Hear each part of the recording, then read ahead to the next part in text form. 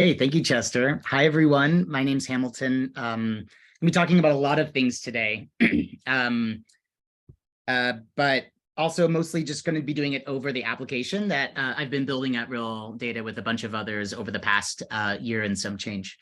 So just to start with a little bit about me, I'm the head of application engineering. And what that means is that I'm basically responsible for helping design and implement the application layer for Rill. And you'll be seeing lots of parts of that over the next however long I end up talking. Before that, I was at Mozilla. My background is primarily actually in statistics. And then I graduated right before data science was a thing and joined Mozilla pretty early on. And then once data scientists became like the term that everyone used for the kind of skill set that I had, I became one as well. Mozilla is a really interesting place. It's a browser company. And so you learn a lot about how browsers work just by working there ambiently. I had the opportunity to build out a number of different data tools there and do a number of experiments. And I think during the early days of WebAssembly, I created a project with some colleagues called Iodide, which was at the time the first WebAssembly-based notebook environment. That gave birth to Pyodide, which is the scientific computing stack in Python compiled to WebAssembly. And that has since gone on to have a kind of interesting life. If you're familiar with the Python world and you're familiar with Pyodide, it's a very exciting technology and continues to grow, basically pushing up the bleeding edges of what's capable in the browser. So when I approach building applications, that is my mindset, is what can we do to actually expand our understanding and stretch the limits of the browser. And that's what we're going to be talking about a lot today. I always forget to include this slide, but if you're watching and you're interested, we are hiring. We're hiring front-end engineers, DevOps engineers, and people on the back end. You can go to this URL, and you can also find me on Twitter and DM me. That's where I'm probably most active. Don't really use LinkedIn a ton. If you're interested, let me know. So today, I want to talk about everyone's favorite topic, which is dashboards. And it seems like everyone kind of hates their BI tool. A lot of people really hate dashboards generally. And I think I understand why. If you're a data analyst, most likely what you do is you talk to your stakeholders, maybe it's a product manager or VP, you gather requirements for what they want to see, what analytics they want to see, what metrics. Then you go off and you work really hard to put together the tables in your data warehouse that enables them to answer those questions that they're interested in. And it takes you a while and you have to clean the data and do all of this stuff. Then finally, you start building out the dashboard and in the tool of your choice, you pick your chart types, your colors, you get the typography right, you do all of this work, you have something, and you give it to them and they say, looks good, thanks. And they may be excited at first, but then over time, they stop using it as often. So you've put in all of this work for this artifact that really doesn't seem to have a lot of value beyond, some finite amount of time. So you can imagine from the stakeholders' perspective how they're looking at it, right? They have this data analyst comes to them and says, I'm going to build you a dashboard that gives you exactly what you need. So you tell them a bunch of things that you kind of vaguely need that you'd like to see. And then they go off and you don't hear from them for several weeks and they come back with something that answers only your surface level questions. And then of course you're like, okay, this is great, but what about this and that and 6 other things that aren't covered by this dashboard? And that data analyst says, that sounds great. File a ticket in Jira and we'll get to it. We'll triage it and get to it. So all of a sudden you had all of these questions you wanted answered and you are now in a ticketing system, which means that the time it takes for you to get that answer could be minutes, but it could be hours, could be days, could be weeks. It's a very difficult situation. So there's something kind of off about these ergonomics. And it doesn't make sense why this stuff is so slow. I think the reason why, this is one of our big hypotheses, is that the most upstream part of this is because data work generally, as of today, is still kind of slow, especially data work that's done on data warehouses. Every part of the process is kind of slow, right? I run a query and it takes anywhere from minutes to hours to actually process before I can get anything back. That's a slow feedback loop. If my executive loads a data warehouse powered dashboard, you see all of these spinners and you may have to wait anywhere from, seconds to minutes even for the page to actually render. Already, I'm spinning a plate in my head while trying to maintain the attention on the thing.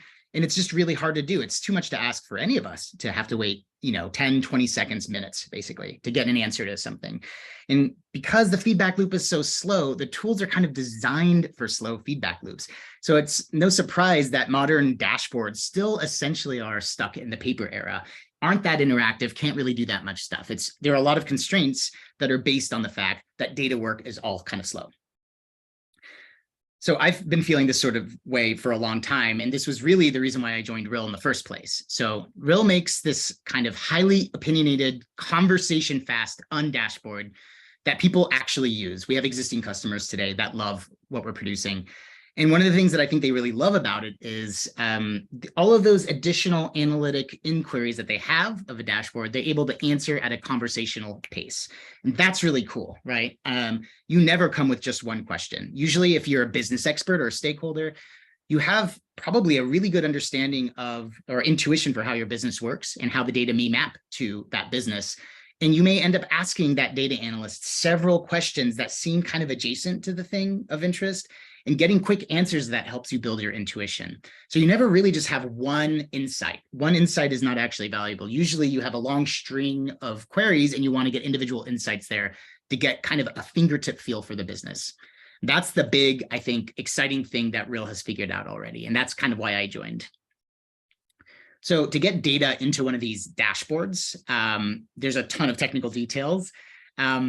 But there's a long process that actually requires you to do all these data transformations, clean your data, et cetera, et cetera. All of this stuff is still really slow. And so I want to talk about Rill Developer, which is a tool to help you get data into one of these dashboards. And to motivate this, I want to start by just focusing on data tools that we all know. So this is BigQuery. It's got a big run button. Maybe it's not that big, but it's, bright blue primary button at the top left corner of the screen. And data tools are full of these types of buttons, right? You do a bunch of work, and then you hit the run button, and then you wait a while, and then you get some sort of result set back. And I'm not really picking on BigQuery because I actually think it's an incredible piece of technology. If you were around for the early days of MapReduce, the idea that you could write SQL like this would have been mind-blowing. It's just such an amazing kind of level shift in the ergonomics of doing this kind of work. Super cool stuff. The fact that I can hit the run button and process that much data so quickly with, as terse as a SQL query might actually be, it's really interesting. But I think that writing the query is only one piece of the puzzle. That's the endpoint, is getting the query that you actually want. There's all of this work that has to go into understanding the data that is the input into the query. There's cleaning, there's summarizing the data, all of these little bits and pieces that are actually crucial to the process of writing the right query in the first place. And so people don't really have good ergonomics for this within the BigQuery console today, right? They have to either use another tool or they write tons of additional queries. They hit that little plus button in the tabs and write all of these ad hoc queries that just build some intuition about the data set. Each one of those queries ends up taking time, sometimes anywhere from seconds to minutes to run. So again, we're back to slow feedback loops. It's not a pleasant experience. I want to contrast that to the world of web development generally, which I feel is like the opposite, and for good reasons as well. So web devs live in the land of fast feedback. This is a GIF of the online kind of pure browser-based like REPL, they call it a REPL for Svelte. Svelte is a web framework that's kind of like React, if you're familiar with web frameworks, but it compiles a pure JavaScript and then it runs that in the browser without any of the virtual DOM or anything like that. Not important for you to know what that means, but just to say that it's a web framework, you use it to build applications. We use Svelte quite a bit at Rill because it really excels at data visualization, especially. So it's really cool, right? Like, as you can see, you're typing stuff. There's no run button here. It just kind of automatically updates as you type. And that's because there's no data being processed here, right? It's actually kind of easy. When you have removed that constraint, you could build new ergonomics around doing the work. Everything I type here just sort of like magically appears. New stuff happens. I'm adding buttons. I'm setting tweens here. It's really, really cool experience. So the big question is, can we make data work like this feel like this kind of experience? And that ultimately is what Rill Developer is all about. So Rill Developer is a fast feedback IDE and analysis tool that transforms data tables into these Rill dashboards. A lot of details here, and I'm going to go through them kind of quickly so I can get to the demo. But first and foremost, it's powered by DuckDB. If you're not familiar with DuckDB, it's, I think, becoming a very popular and exciting new tool in the data engineers' arsenal. DuckDB is the equivalent of SQLite, but for OLAP. So it really excels with aggregating large amounts of data, basically transforming large amounts of data very quickly. When I started at Rill, the first thing I did was begin building out this application with SQLite. And I thought, okay, this is kind of cool, but it's a little bit slow. And then I just saw a tweet go by about DuckDB. I did a hot swap of SQLite for DuckDB. And at first I thought everything was broken because everything seemed to run so quickly. And I thought, oh, wow, that's really interesting. I think we can actually get to this paradigm where everything feels kind of instantaneous. So what you do in Rill Developer is you write SQL and YAML, basically. And our premise is that SQL plus YAML equals dashboard.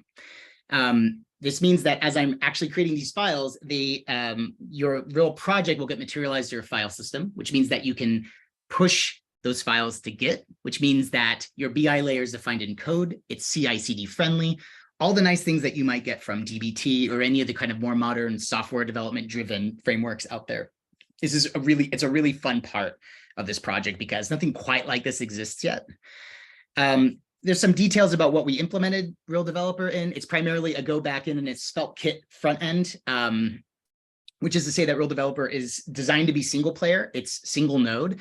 And in fact, it's actually totally embeddable because Rill itself is actually just a binary that you can run on your computer. And you see down here, there's a curl command. You can type that in right now and actually download Rill Developer and launch it. And if you have data, you can actually begin exploring that data right now.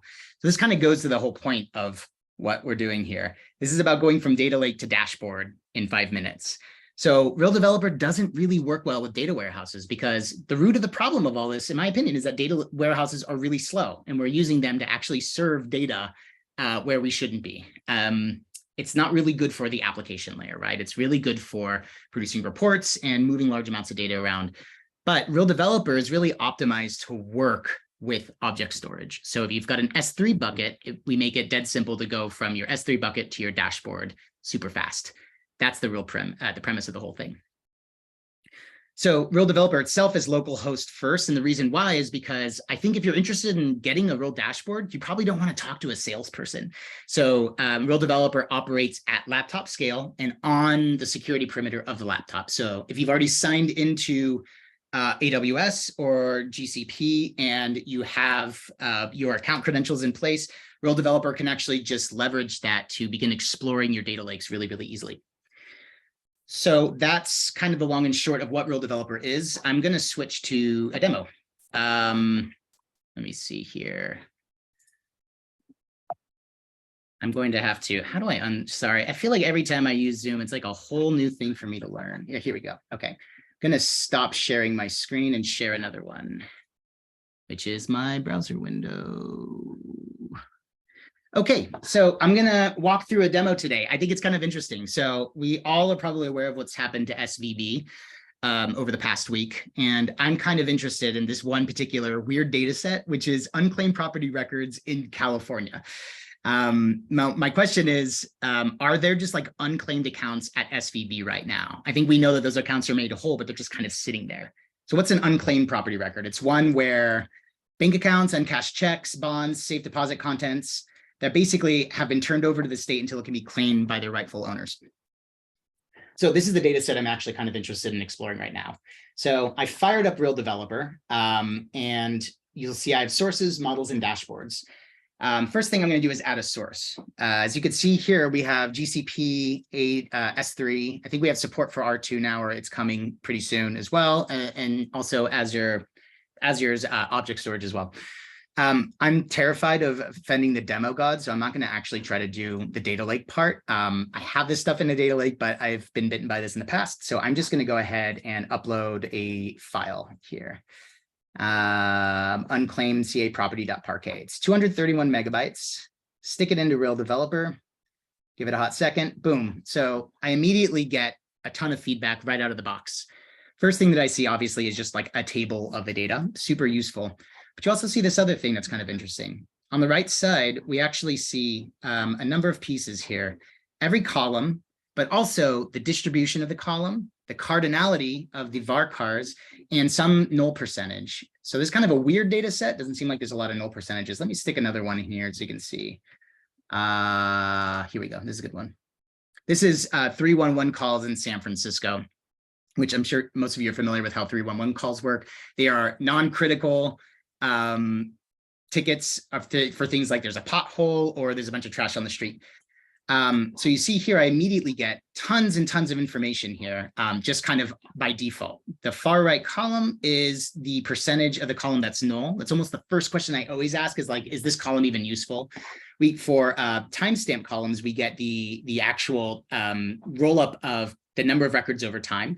For these histogram, for numeric columns, both integers and floats, we get histograms. It's incredibly useful to be able to actually explore some of these details really, really quickly.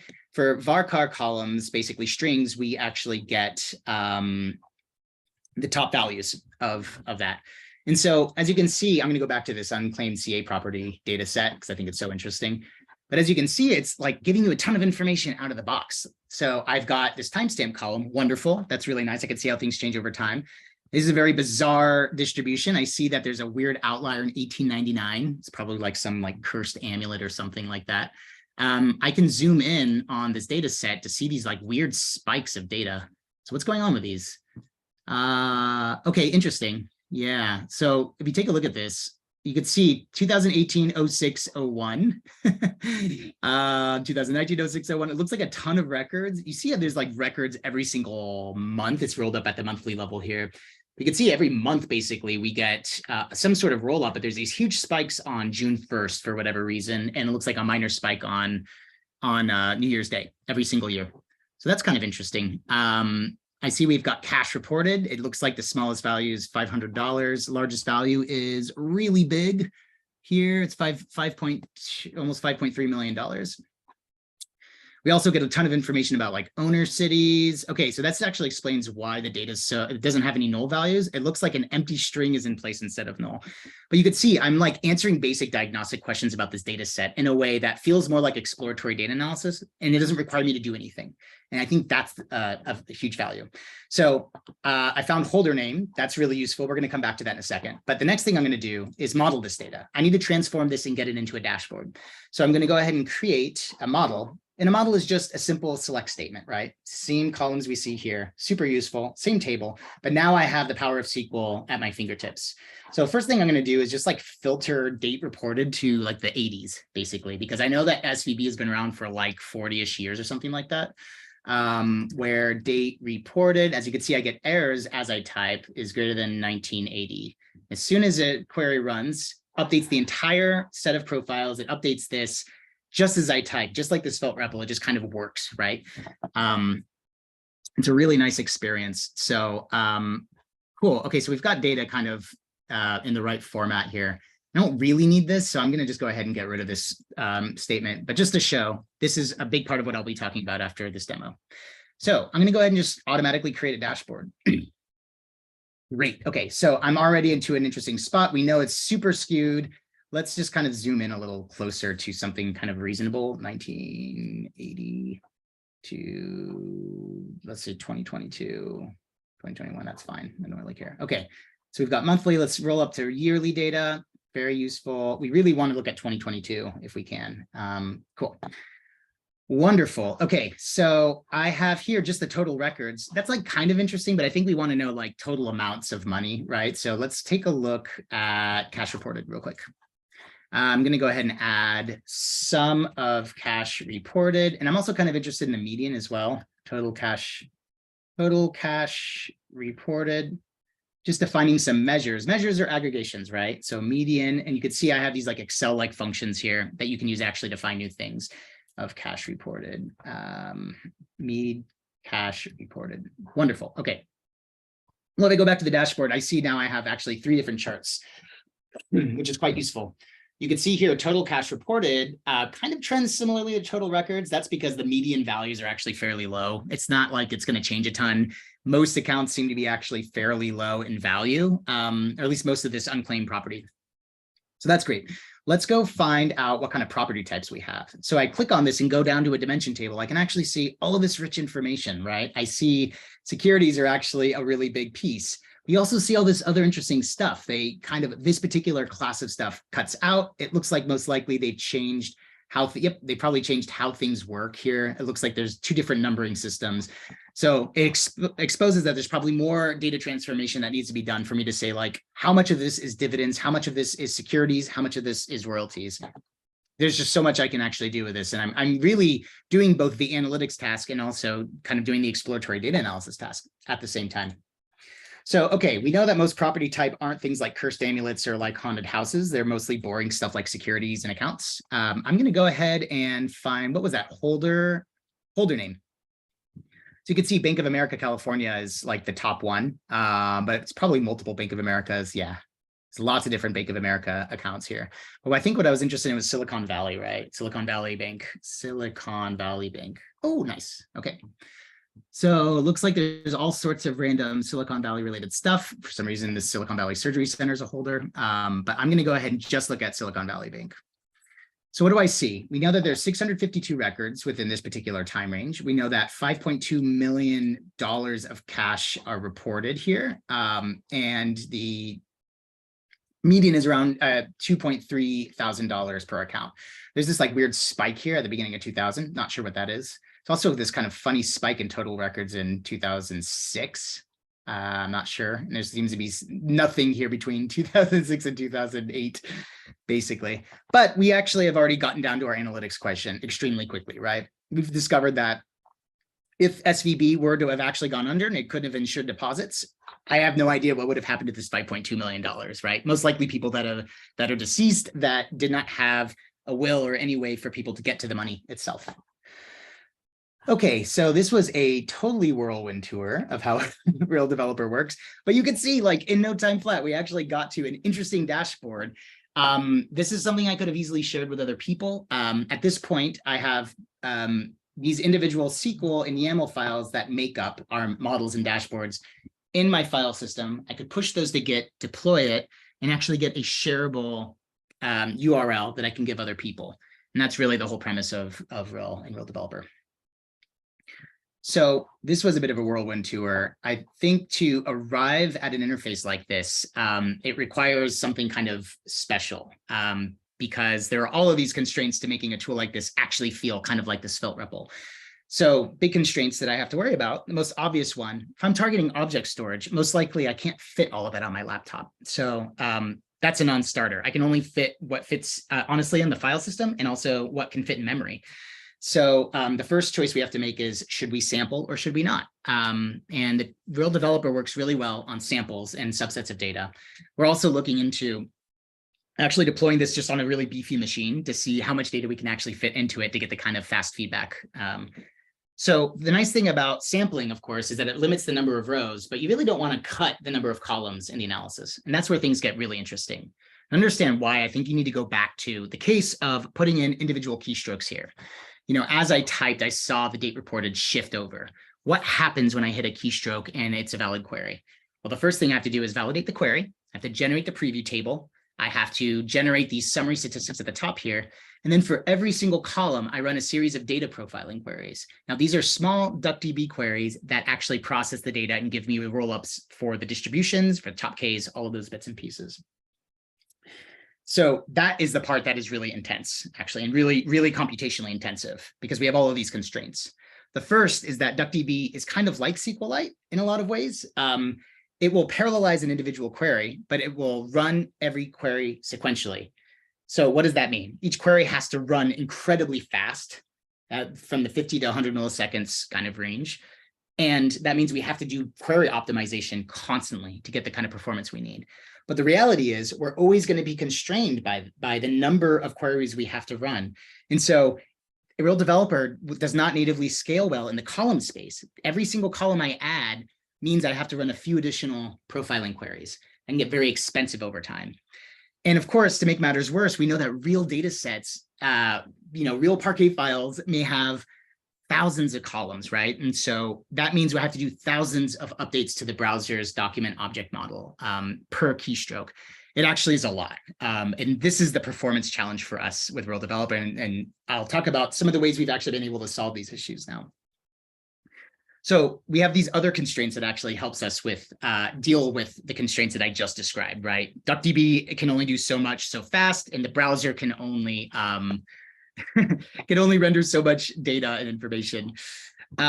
So to get a sense of that, I think this means that we have these other constraints. So these other constraints, the first one is that really, we don't need to make things fast. We just need the user to feel that they're fast, which means that we can prioritize certain queries before others. So long as their perception of things moving quickly, it holds, it doesn't matter how much work we get done. One of the ways that we actually accomplish this is by implementing a query queue, a priority queue. And so certain types of queries are prioritized over others. Each one of these detail plots actually has a number of additional queries. It's got one query here, another here, another for the whole rollup itself. These histogram queries, one for the histogram, one for the rug plot, and then one for all the summary statistics. You could see, like in the case of the top K values, all of them basically are just one single query to get the top K. We don't need to show those queries. We don't need to run them until the user actually needs them. And so we prioritize them last. So that makes the interface actually feel a little bit smoother. So perception of speed is something we can hack. Perception of accuracy is also something we can hack. And this is, I think, was one of the major keys for us. So as you can see, we're using formatters here. We're not actually showing all the precision. So we need these numbers, these calculations to be only so accurate. And because people are usually moving fairly quickly through the analysis to see what they're, to get what they need, we don't need to ensure that the first thing they see is the most accurate thing. It just needs to be accurate within some acceptable band. That enables us to use approximation methods at the DuckDB level, ones that are very common, tdigest, things like that. Same is true actually with the histogram binning and the rollup as well. There's not a lot of space in these little spark lines, right? They're very small. I'll switch to this SF311 data set to show you more. They're very small, right? And we don't actually need to worry too deeply about like whether we're accurate to the pixel, because it's going to make no difference to the analysis task. So we're also able to cut some corners to reduce the weight of the DOM, which is, I think, really, really cool. So one of the ways that we do that is we pixel bin a lot of stuff. All of these spark lines, actually, you only plot as many points on the SVG path as you have pixels anyway. And so there's some nice algorithms to make that possible. That reduces the weight of the DOM, so it improves the our DOM update strategies. And finally, and probably most importantly, we are constrained by the amount of pixels available in the browser. So if I've got 1,000, this is a 47 column data set that I'm looking at right now. If I've got 1,000 columns, I don't need to render 1,000 columns worth of data. The user's not even going to see that. So we employ a lot of smart virtualization strategies to ensure that performance is feeling good. So that's basically the scope of Rill Developer. That's the sort of shape of all of the technical problems that we had to solve there. We're constrained by a lot of stuff, but at the same time, we're also liberated by those constraints. So I think at that point, I'd be happy to take any questions. Yeah, this is really cool. So I love it. So I'm sharing my screen if there are questions about Rill Developer itself, actually. So let me ask a few questions first, and while waiting for the audience to ask questions. So I have done so much SQL and there's so much dashboard. So what was that GoPro? So this is actually is valuable. So so far you develop seems like a gear to the individuals who on their desktops try to get the data and then try to analyze quickly without helping the data engineer or data analyst for you. But in many cases, these data are not available to them, or just simply copied to their local desktop is not an option. So basically, for most of the, at least for my last job, most of the solutions we provide is really on the server side. So what do you do for the server who hosting the solutions in the server? Do you I assume you have a server version for enterprise or something, I guess? Yeah, that's right. Right. So what I just showed was our local host experience, and enables you to try to get one of these Rill style dashboards into a nice preview state so you can actually do a deployment and trigger orchestration and stuff like that. So what we're currently building right now, and we're planning to announce fairly soon, is our cloud-hosted version of the dashboard itself. And so what's the relationship between that and Rill Developer? Well, Rill Developer is there to build out these Rill projects, which you then push up to Rill Cloud and enable the orchestration to kick off. And then you get regularly updating dashboards. And it's no small feat for us to get that piece going. But that was actually Rill's bread and butter already. We have an existing enterprise product that actually does this part fairly well, but it was built on a stack that we really want to update, especially the interface itself. And so this is kind of the missing piece of the user journey for the bigger play for us, which is regularly updating operational dashboards that really excel at time series analysis. As you saw, everything is really all data moves through time. Data that's most valuable usually has a strong time component. So we're really focused on a strong opinion about time series data and drilling down on that. I see. So I know the many of the at least some of your Rill engineers originally coming from the building drill. What's the Druid? Yeah, Druid. Yeah. That's also the specializing in the real-time data analytics. Right. So you're assume there's some differences in terms of server side offering, right? A little bit, so Druid is a distributed OLAP engine that was originally invented at MetaMarkets. And MetaMarkets was a company that sold to Snap a few years ago. The founder of MetaMarkets is also the founder of Rill. Druid excels at very high volume data. If you need a terabyte of event stream data running through your system and you want to query it really fast, Druid actually, or ClickHouse or Pinot, they're kind of all in a similar class together. They have a very similar kind of offering set. Yeah. So Rill Developer and really our new stack, it's going to start probably with DuckDB, which works well with lower scale data. And one of the reasons why we want to start there is, truthfully, a lot of customers probably don't have big data. We have existing enterprise customers that do, but not everyone has that actually. We're interested in servicing people that have smaller data sets, and those are real business use cases. There's a piece that came out recently called "Big Data is Dead." It's by the founder of Mother Duck, and the premise of it is, and Jordan, who founded Mother Duck, he's working on a cloud-hosted DuckDB offering, distribute, DuckDB, but in a nice hosted kind of environment. And he was previously the tech lead, one of the tech leads at BigQuery. So he was there from the beginning, and he had all of these observations that I think were really profound. The first was that a huge majority of customers of BigQuery do not need the scale. They could have actually solved their analytics needs with a much lower scale. Now, I worked at Mozilla. We were on GCP. We absolutely needed the scale, but not every company is a Mozilla. Not every company is, has terabytes and terabytes of data. Certain companies do, right? So you have to figure out that scale piece at some point. But most of the time, you don't actually just need it. So what some of his observations, a lot of companies have probably on the order of tens of gigabytes, maybe up to 100 gigabytes of data, not terabytes of data. That's a lot of companies, especially the types of companies that were paying for BigQuery. The vast majority of queries in BigQuery were being run on data that was less than a week old. I thought that was also quite interesting. So near-term historicals are actually extremely valuable. So these are some of the dynamics that we're paying attention to right now. Instead of deciding to go straight to Druid for this, we're actually seeing all of the ways in which DuckDB-powered dashboards actually could solve the same problems faster and critically much cheaper as well, because Druid is quite expensive to run at scale, actually, for people. Yeah, I understand totally. So go through that experience. Just two more questions, and I'll just turn to the one. So hoping for the quick one.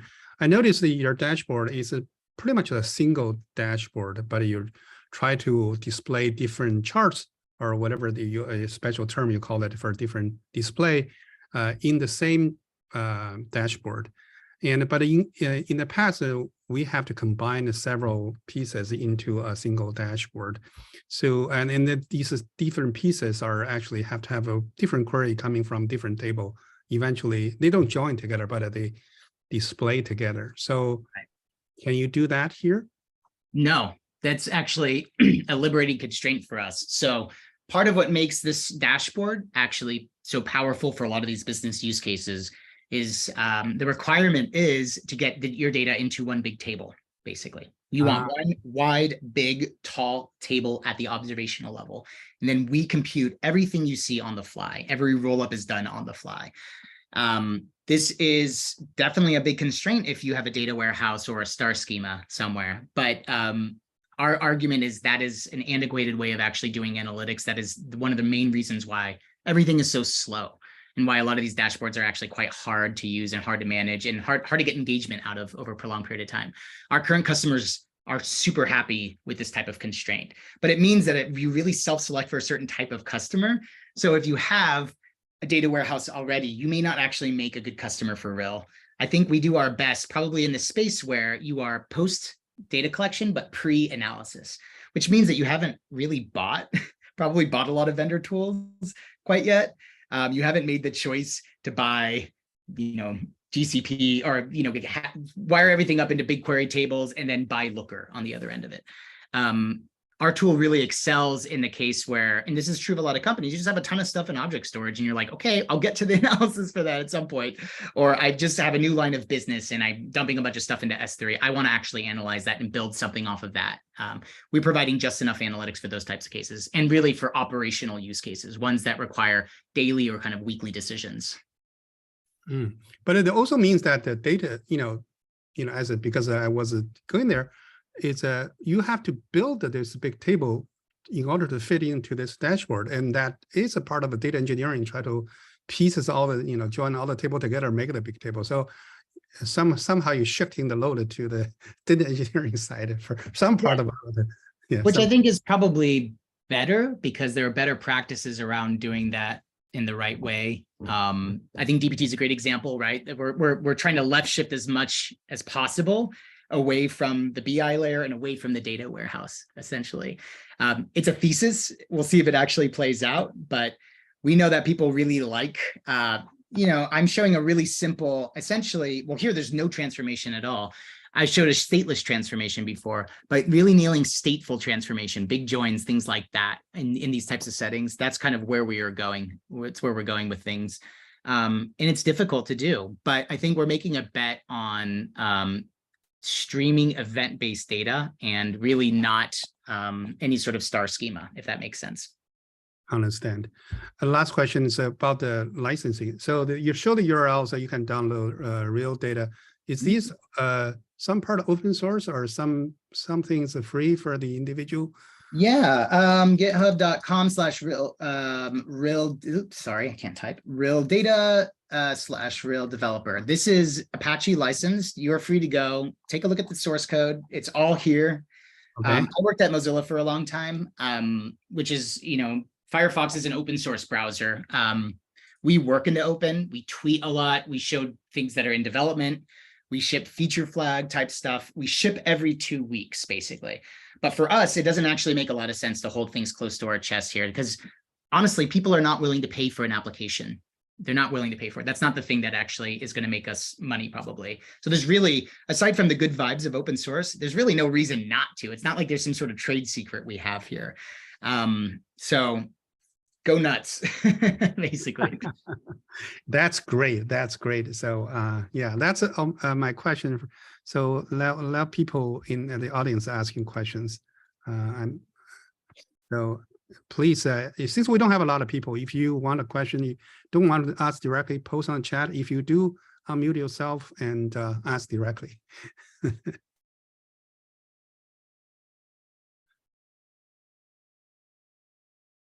Any type of the use cases you had it before and how this one help you or not help you, or that, because they're open source and so we want to, everybody want to get it, make it as two better so we can all leverage. I have a quick question. Yeah. There was a slide that said like totally embeddable. I guess I was just wondering, you have any examples of actually like embedding this in like a Go application or something? Or I guess like how are you thinking about embedding this in like a larger application? Right. How is it embeddable? So Rill, the Rill product, Rill Developer, Rill, it's just a binary. It's just a Go Right. binary, basically, that can run on lots of different systems. And the main place we're actually seeing embedded, and really the first use case was people are just sticking it in Docker containers at the end of a DBT pipeline of some kind that outputted Parquet files. So they would get a bunch of Parquet files and they would slurp it into Rill Developer, and then they would actually show it. So it's easily embedded into systems right now. We also see people using it in GitHub code spaces, which is kind of a cool application as well. We have somebody that is contracting with DBT Labs, I think, has been using it as a SQL teaching tool in part, because it's just such an easy way to like learn how the basics of SQL without having to deal with a lot of weird overhead. So at the systems level, it's super easily embedded in lots of places. Oh, there's another really cool example. We have a friend startup called Drifting in Space. Actually, they build a session-lived backend. So you go to a URL and it automatically on the fly basically kicks up a container and serves something. The first example we saw of somebody trying to put Rill Developer on a really beefy machine was them. They put it on this massive machine, processed, I think, maybe 50 million rows, and made it effortless to basically explore just basically a larger data set. And so it's very much like you get into a jet engine, but it's only you and the jet engine. It's a single player app. Yeah, it's been really neat to see how people have just sort of deployed it in lots of different situations. There are other forms of embeddedness that we're aiming for, but we haven't quite got there yet, especially around embedding individual components of the application into other applications. And we have some ideas about how we're going to do that, but we really want to get the cloud story right before we actually pursue that. I would like to follow that question. So how do you assure, usually the dashboard is assured with the collaborative effort. So I build a dashboard, show there's an insight, share with somebody. How do you assure that? Right. So the missing piece of the user journey, which I can't show quite yet. If I were giving this talk in about 2 months, I'd probably be able to show a very different demo where I actually deploy this dashboard, share a link with everybody on this call, and you all can go click around. That's what we're building toward right now, which is basically what you would expect in any dashboard. I would argue that the definition of dashboard is today in 2023, it really has to have a URL behind it that could be shared around in some security perimeter or publicly. And that dashboard should recreate some amount of state in some way. So we're not quite there yet. We're getting there, but we don't have anything to show for it quite yet, unfortunately. Probably I should invite you back in like 6 months or at the end of the year. It'll be a very different presentation at that point. So there's John asking a question. Can you talk a little bit about the roadmap for the visualization layer? It's great where it is. Would love to know more about what's next.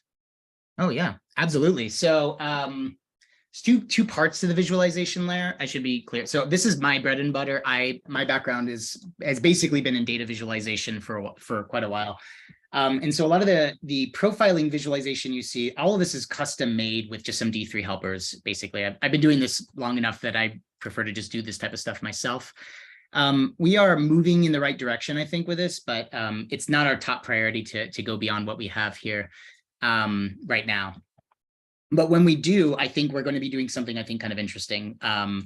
What's missing from the SQL editor is a way of understanding the semantics of the query. And that requires us to have a SQL parser that lets us run additional types of profiling queries on top of what we have. So for instance, I want to know the effects of filters that I have. I want to know the effect of a join in reshaping the data set in different ways. I want to be able to analyze individual CTEs as their own result sets and actually see the profile of the CTEs. That might make it easier for me to write really big expressive queries.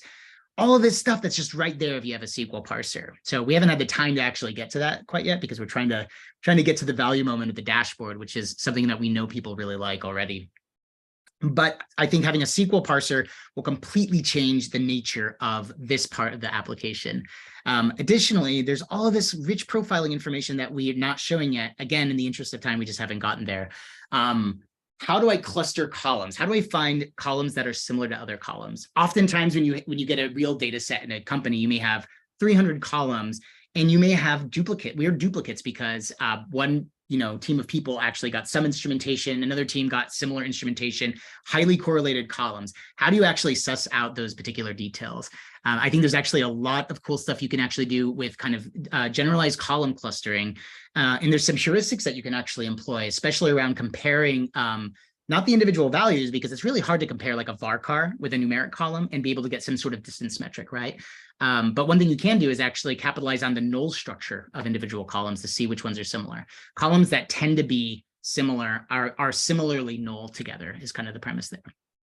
So there's like a lot of really deep, interesting stuff you can do to kind of expose really just the physics and the structure of these data sets in better ways so that you can make better decisions in the modeling step.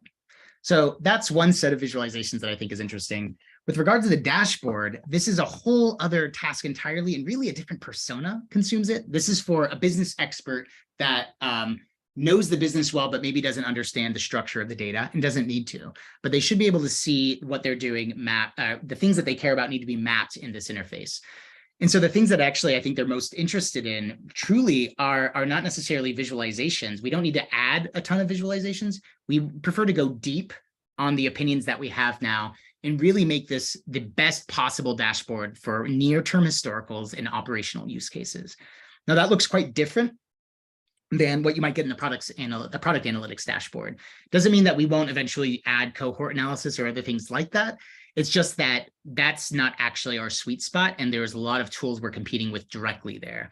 Where our tool works best for, as an example, let's say you have a sensor company that puts sensors in farms, right? And you're getting all of this sensor data, and you're providing this service for farmers.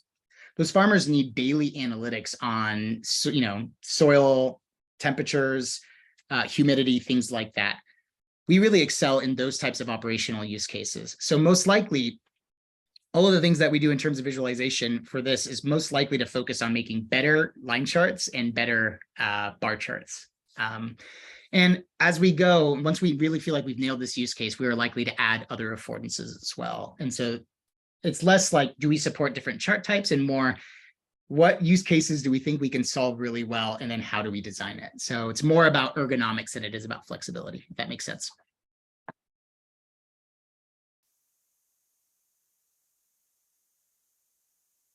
Any other questions? We got a few more minutes.